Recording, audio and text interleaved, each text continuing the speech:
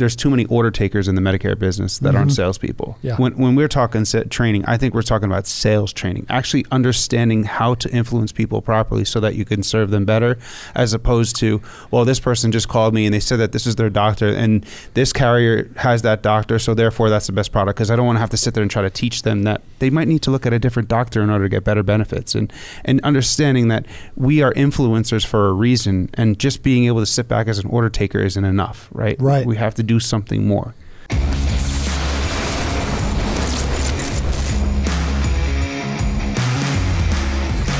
Hey, welcome back to the Medicare Sales Playbook. I am your host, Dallas Keithley. Appreciate you guys tuning in.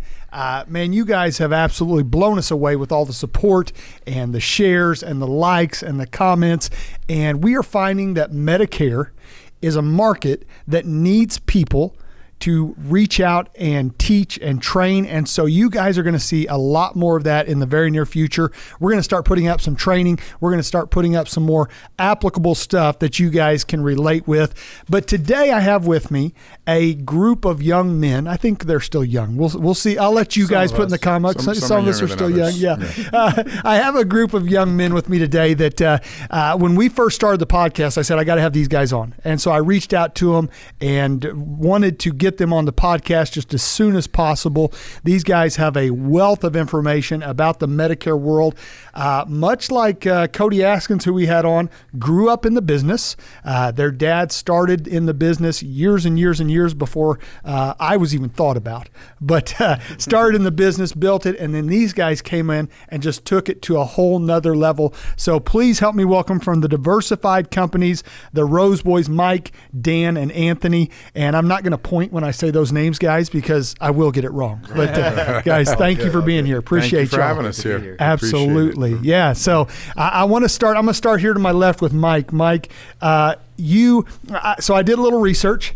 Oh. Yeah, I know. That's in trouble. I'm in trouble. And if Wikipedia, if Wikipedia is wrong, I don't want to be right. But I did a little research. Seton Hall. Yeah, all three of us are Seton Hall. All three Seton Hall grads. Yeah. That's Go Pirates. awesome. 2024 NIT basketball champions. And so Mike, I got you manager of the basketball team. Dan, see? Yeah, no worries. I pointed. No worries. All good. I pointed. That's the problem. No worries. Dan, managed the basketball team there. Yeah, when I graduated in 2008 when Bobby Gonzalez, some people may know that name. Head coach. Probably in the mid-2000s, head coach at Manhattan beat Florida. It was a big win at the time. He came to Seton Hall, and he was my head coach when I was there. So wow, that's the first time I ever heard you actually talk about Bobby Gonzalez positively. Yeah, I mean, if you're really into like cool like Big East basketball like trivia, I think you're a basketball guy. Oh, yeah. Bobby Gonzalez, shoplifter. Really? Fun fact. Anyway, let's get more into yeah. And then I got to digging into Mike, and I'm pointing this way now. I hope I'm right. No, I got into Mike. Degree in biblical philosophy. Well, biblical studies and philosophy. Yeah, biblical studies. Master's degree. Yeah, my degree's in church ministry. There we go. So we got some similarities there. Yeah. Hash it out later, on all the dispensationalism and stuff like that. I think we're sitting on the right side of the table. Yeah, we divided it this way on purpose. But and then Anthony, of course, he I read started out in final expense. Well, I was at Seton Hall, actually. Seton Hall doing final expense. Yeah, final expense. Final expense put me through college. Yeah. Paid for college. I've got a daughter right now that I want her to listen really closely. She will get that license very, very soon and very quickly. Graduated yesterday. Now I'm tired. So awesome. Sure. So awesome. Yeah, it was a roller coaster of emotions, man. Yeah. Like my I'm looking son's around. Graduating next week from Seton Hall. Oh wow, nice. And it's so exciting. Do you guys have a building named after you? There's got to be a Rose Auditorium or something. Paid for one or two. I was going to say, one or two. Yeah. I have another son who's there as well as a freshman there. That's awesome. We're Seton Hall.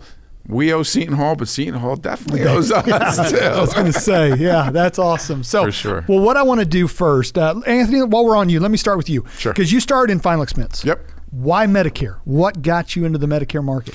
So we were, we had a pretty successful final expense operation for a lot of years, and like you mentioned, started by our dad in 1979, working old mortgage leads, and that graduated into the final expense arena.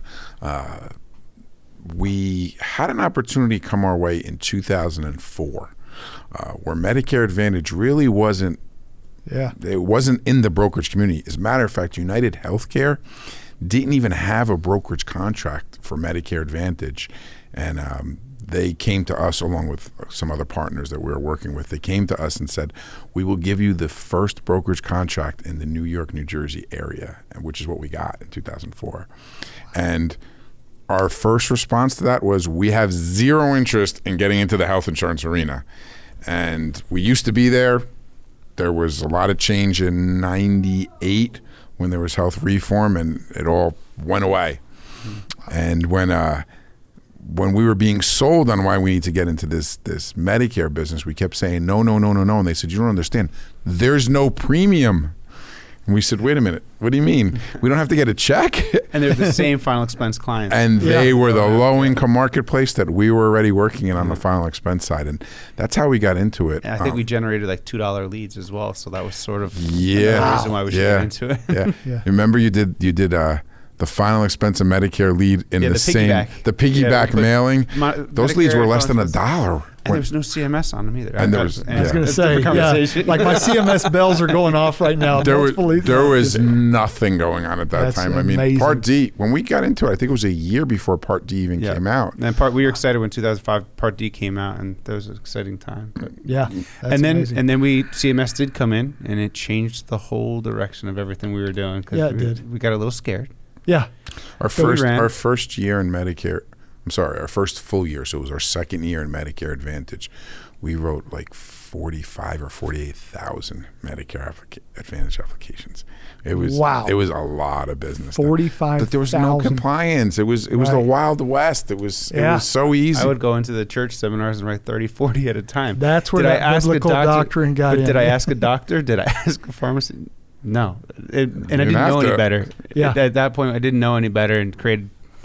Anyway, CMS came in and changed everything, and we looked at the business a lot differently from that perspective, and it was a good thing. Well, and that's what I wanted to get to. I want to ask Dan this question, because Dan, you study CMS a lot, right? Like you and I have had some conversations, and a lot of people, we've had some rulings come down recently. Yeah. A lot of people look at that as a negative. I don't think it is. No, not at all. I'm happy for CMS, and I'm not just saying that because we're recording. I'm happy for CMS. Talk about why CMS is a good thing. So we have two different models. We have a field model and we have a teledigital model, right? It's people selling over the phone. Specifically on the teledigital side, it's taken out all of the kind of people out there that are doing it wrong. They're skipping steps. They're not getting scopes. They're not doing things the right way out in the field because over the phone, they're just skipping steps. Not looking up doctors. They still have to be recorded. Maybe they don't have the technology to do so. So I think, CMS coming in and doing it the way that they have, there's certain things that are terrifying. There's nobody that can deny that. But there's certain parts of it that have probably helped all of our businesses in some way because those bad apples are out. Absolutely. Mm-hmm. I love that. In 2011, we started making some bad decisions because we were running our business in fear, right? So all of a sudden we were like, oh no, CMS is going to do this. They're going to take away our renewal. They're going to take away everything that we have, everything we worked up on. They're going to just remove it from us. And so we started running thinking that they were after us, right? When we realized we got back into it heavy in 2018, long story short, and it changed the whole direction by being able to be back in. When things were happening, a few months ago when everybody was getting so scared, we're like, it's okay. We're going to be okay. This is all going to be a good thing for us. We've been there. Don't run. We'll figure this out. And, if we're doing right and we're serving people properly, we're okay. We're in good shape. Well, and I think that's one thing we were talking before. One of the things that has made us successful, where I'm at, and you guys as well, is the ability and the willingness to adapt, right? Like we are going to be successful. We are going to get up and work every day and make sure we're compliant. We're going to be successful. I see a lot of agents that are unwilling to adapt. Every time something comes out on the news, it's the worst thing that's ever happened. And now, I mean, we literally have people that are shutting their doors before the ruling is even finally complete. So talk about, Mike, if you would talk about why it's so important to adapt to this market.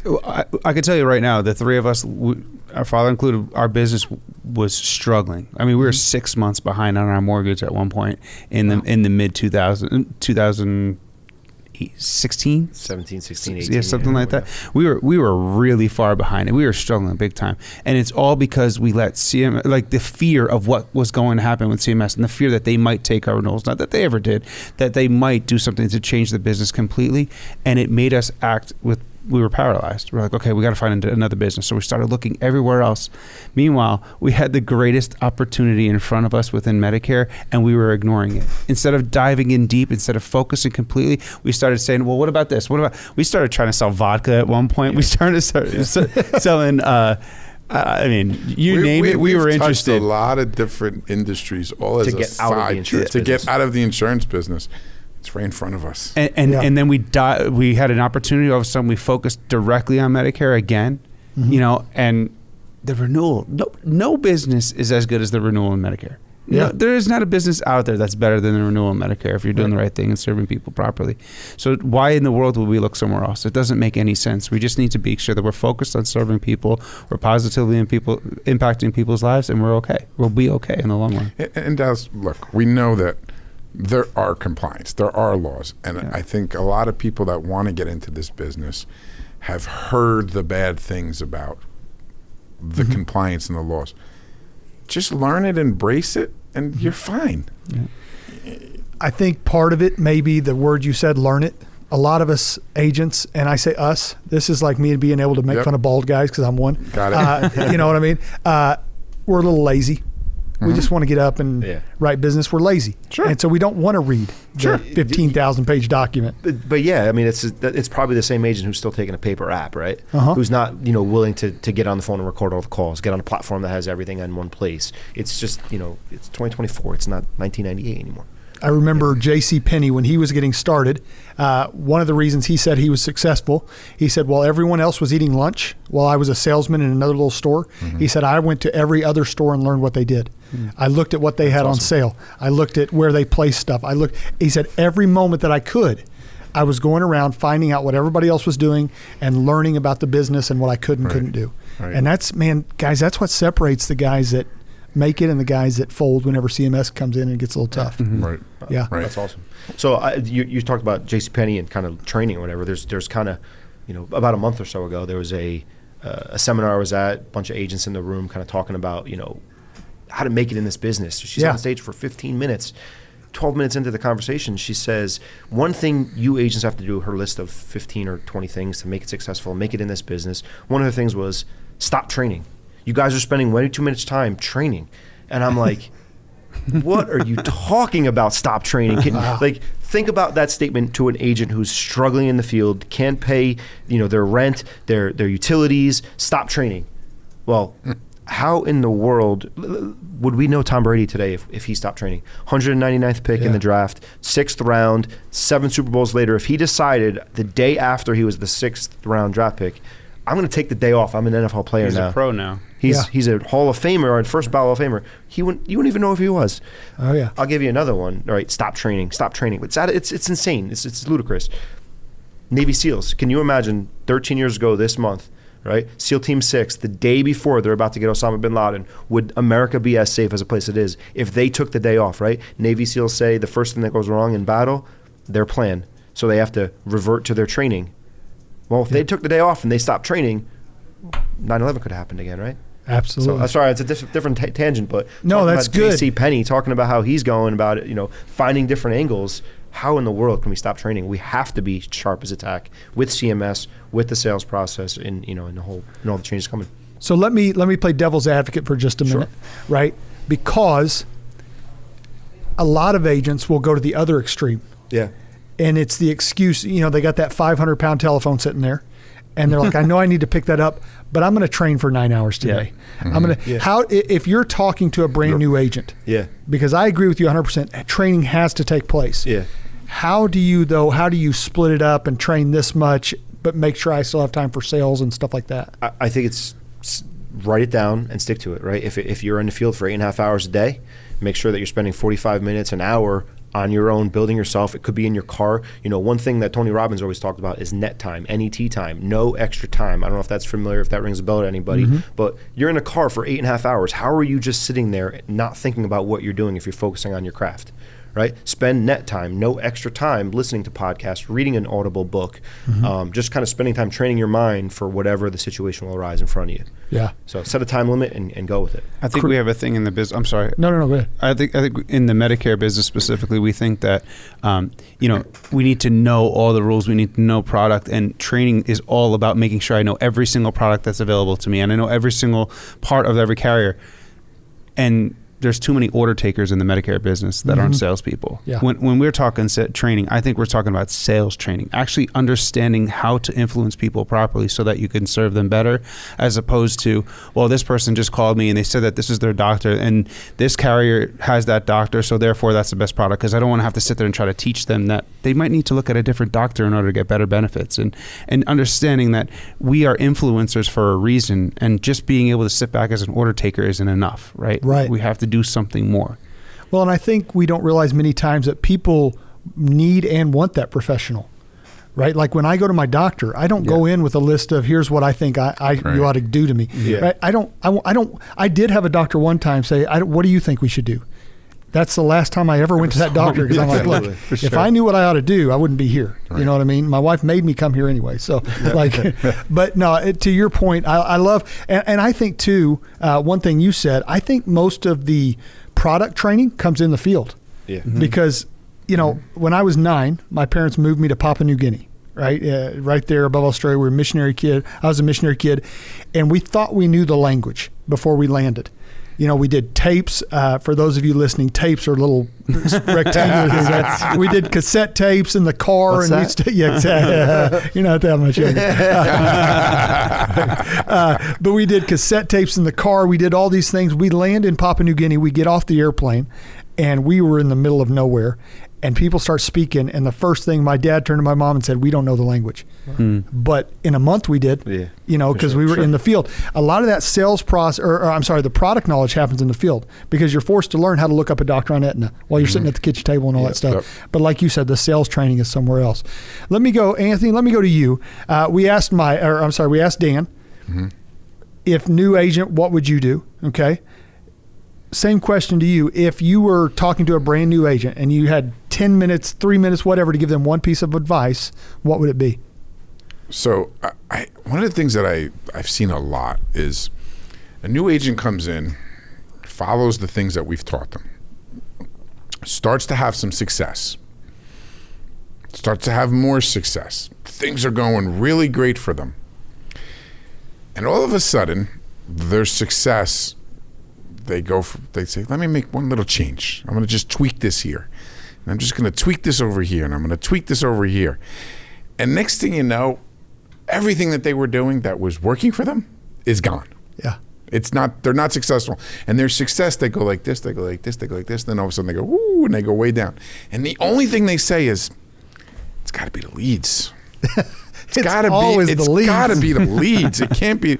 It's got to be the new product. The new product was changed. It's got to be that, because I'm not doing anything different than I was doing when I first started. And I guarantee that if a new agent had a recording of themselves, and back when we had tapes, we actually used to record an agent making a presentation. And then we would record them again when they would come to us, tell us how terrible the leads were. And we show them, and the agent looks at it and says, I can't believe that's what I said. I can't believe those are the things I'm saying right now, because they don't realize they've changed so much. If they would just go back to the basics that worked for them, the things that made them successful in the beginning, they'll find that they can have consistent success. And all of us do it. All of us, anytime any of us start a new project of any sort, and we start to have success, and all of a sudden it's not successful anymore, we realize we tried to change the recipe a little too much, and we forgot the basics. Yeah, John Wooden always started off, this is how you put your socks on. Unbelievable. How you tie your shoes. This is how you tie your practice shoes. Day one every year for 50 years. It's the same practice. And won a few championships. Yeah. So, I love that. So, why do you think it is that we change it up? I think we want to be better, which there's nothing wrong with wanting to be better. But I think sometimes we start to think, I know better. You can't teach me. I know better and what I can do. I know it's better for me to say this instead of this. We give agents a phone script, and we say, make sure you hit all these points, say this. We used to even dissect the phone script and say, the reason we say it this way is for this reason. There's psychological things behind it. And then an agent goes home and takes a pen and says, well, I'm not going to say that. That's stupid. Yeah, I'm going to say this. I'm not going to say this. I'll say, because I'm more comfortable saying it that way. Even though in their first 3 weeks of doing this, they were having great success because they were following the script exactly how it was written. But we all think, oh, I can be better, or that doesn't apply to me, or whatever it might be. Just follow the basics, man. There was a lot of people ahead of you that were successful doing it. If you follow that same thing, it's going to work for you as well. I love it. I love it. Sure. Mike, same question. Day one agent. Actually, it goes to what you're talking about with the doctor, right? Like if there's a new agent that's out there, you go into the Medicare Advantage arena, you need to be able to distinguish the different parts of this business, right? And we always teach it from the perspective of hats. Like you have to have a different hat. You never put two hats on at the same time, or maybe you do. I don't know. I don't put two hats on at the same time. I make sure that if there's one hat on, I'm wearing that hat and it kind of fits the bill at that time. So the first hat we always teach is the delivery man, right? And the delivery man comes to a house. In my house, we have way too many Amazon boxes coming to my house on a regular basis. I blame my wife. Definitely not my fault, but never my fault. So and is she to blame for the 8 kids as well, or no? Definitely that one too. So we have the. You threw me off my game, man. You're killing me. At least you stopped it there, and you didn't go any further. So keeping it PG. Mike has 8. Mike has 8 kids. I don't know that we've mentioned that. He's got 8 kids, and as far as we know, they're all his. Well. Yes, I have a television. I have a television. Like you, he married his high school sweetheart. Well, here's the problem. You still have hair. I've got 2 kids, and mine's gray, gone. though. It's gray. I have no idea what color mine is. I would love to have gray hair. That's hilarious. Sorry, I took you. Anyway, 3 hats. Delivery man. Yes. Yeah. We're talking about hair now with hats, so that doesn't help. All right. So we're talking about the delivery man and kids. That's what got us talking about that. I'm very interested to see where this goes. PG. Yeah. Delivery man. When the delivery man shows up at the house, he doesn't care what's inside the box, right? He doesn't care about what's inside the box. He just knows I'm here again. Every single day, I bring the Amazon box to the Rose's house, and when I get there, I leave the box there, and then next thing happens, right? That delivery man doesn't need to talk to me. He doesn't need to have a conversation with me. He doesn't need to know me well at all. He just needs to deliver the box from point A to point B.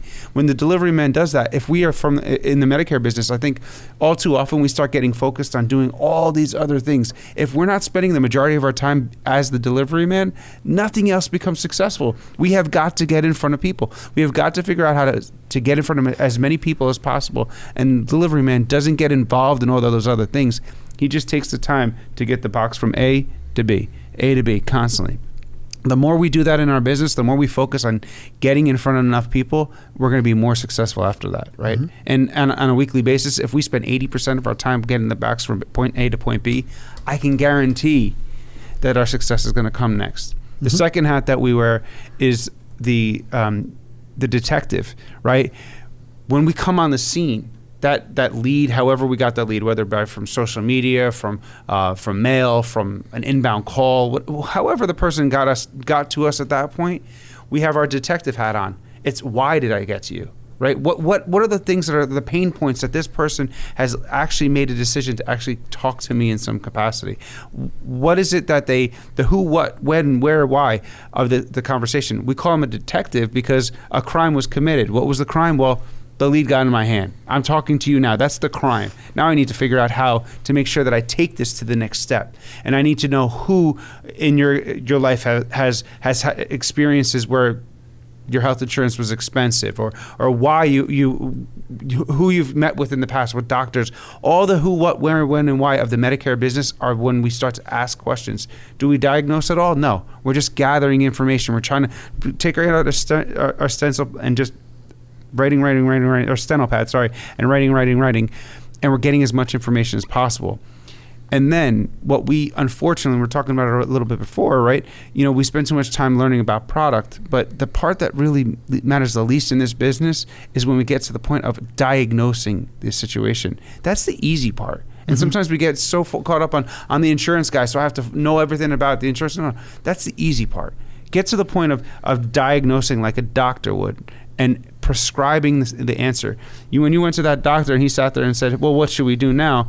You're like, I'm not interested in you anymore. The same thing goes for when we're a new agent and we sit there and beg a person to sit there and talk to us on the phone, or beg them to give us a time in their house to be able to sit down. If we're not in control, then they're not going to have any interest in sitting down and talking with us. So when we get to the point of the doctor, we're diagnosing, Mrs. Jones, this is the answer. We just looked at all the different opportunities. You said that you're most interested in making sure that your dentures were paid for next year, and this is the best plan for that. Now, it may mean that you have to talk about going to a different doctor.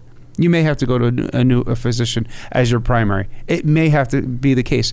But if you don't make that change, then you're not going to get the benefits of the $3,000 or $4,000 worth of dentures that you need right now, and you're going to miss out. Now, I understand that's uncomfortable for you. I understand that. But this is the best diagnosis for your situation based on everything I learned in the detective process. Now I'm diagnosing this problem for you, whether you like it or not. And when we're able to speak as a salesperson, as an influencer, then we're able to kind of come at them pretty strong with that decision, as opposed to please buy this product for me or enroll in this product.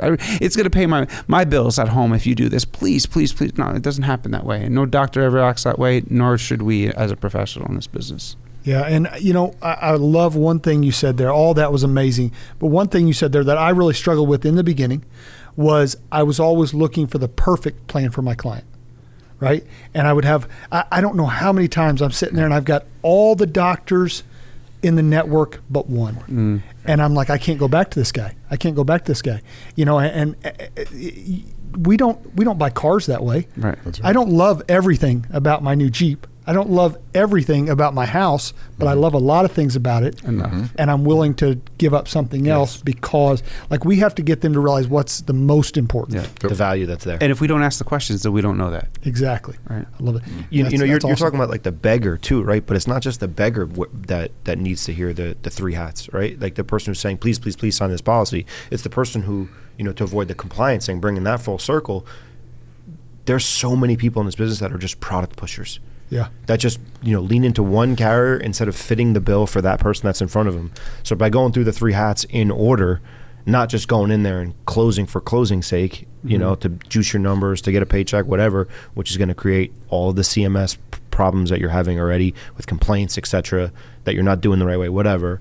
The product pushers need to hear these three hats too. So that's why it's not just CMS the beggars. levelized the commissions in the first place, right? So that we're not prioritizing one or the other. We're doing right for the business at all times. Yeah. Unpopular opinion. I think if CMS wanted to fix some things, I think captive agents should go away. Like I think how can you be? Yeah, for sure. Yeah, totally. Man, and we may cut this out. I don't know. Yeah. But how can you be objective? Pushed with one product in your back. Yeah. You know what I mean? Mm-hmm. You really can't. Possible. And I don't understand how there's captive agencies out and there. that's why the guidelines, like In when they were Medicare. talking about like removing that extra money, some carriers paying an agent X amount of dollars to go work that product even more in their area when they may not be doing the best thing for that part. Yeah. Right? Exactly. Perfect topics today, guys. You guys have absolutely killed it. Let's do this. Let's go away. I like to ask agents a couple things to close out. One, you could recommend one book that an agent ought to read. What would it be? I'll go to you first, Mike. You hit me hard. 5 Steps to Leadership, John Maxwell. Beautiful. Love it. Dan? The Carpenter, John Gordon. Carpenter. Yeah. Okay. It's Who Moved My Cheese. Who Moved My Cheese. Without a Love doubt. it. Love it. Awesome. Guys, thank you so much for being on. This has been amazing. We will have to do this again very, very soon. If somebody wants to reach out to you and find you guys, what's the easiest way to get in contact with you? TheRoseboys.com. www.theroseboys.com. There's a way to contact us right through there. And you can hit us up from there or anywhere else on social media. We're all over the place. Anthony said in the beginning, people started calling us that and finally just adapted. You guys you went and got the website. It's the brand now. I like for sure. it. Actually, I didn't know that. It's the first time I'm hearing this. There is a website called The Rose Boys out there. I like it. Well, guys, thank you very much. Appreciate you guys being on. We will definitely do Appreciate this you having again. us. Thank you, That buddy. was amazing. Always been with you, Absolutely. Dallas. Thanks for having us. You got it. I really appreciate it. Guys, thanks again for listening to the Medicare Sales Playbook. I should have mentioned in the beginning, you'll notice our surroundings are a little bit different. A huge thank you to Cody Askins. His engineer, Dylan, is helping us out here. I didn't have a space big enough for 4 guys. So appreciate him letting us use this. Thanks again for watching the Medicare Sales Playbook, listening. Please reach out. Let us know if this has helped. Let us know what you would like to hear. Let us know the topics, or if you know somebody that should be sitting in a seat next to me, whether it's in Cody's studio or in mine, let me know, and we will definitely have them on. Thanks for listening. We will see you again next week on the Medicare Sales Playbook.